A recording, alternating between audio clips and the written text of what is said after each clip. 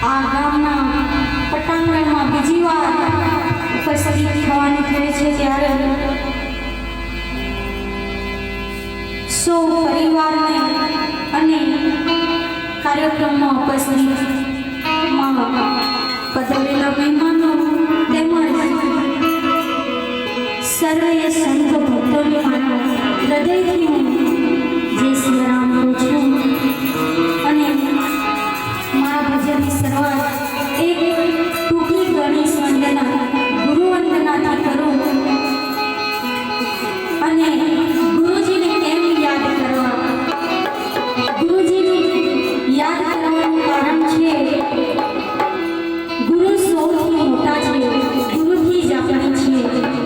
કારણ જ્યારે જન્મ થાય છે અને 2-3 વર્ષ પછી જ્યારે આપણને બોલતા શીખવાડે છે, ચાલતા શીખવાડે છે, ત્યારે આપણા મા બાપ શીખવાડે છે। જ્યારે એવું શીખવાડે છે ત્યારે આપણે બોલી શકીએ છીએ, ચાલી શકીએ છીએ।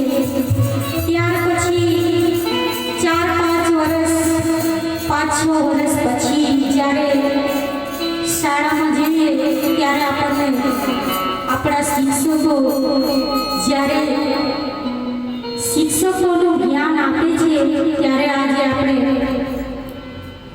બધું વાંચી શકીએ છીએ, બધું જોઈ શકીએ છીએ।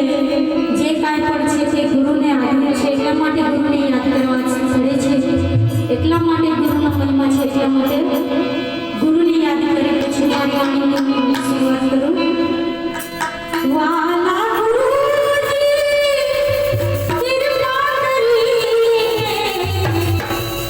વાલા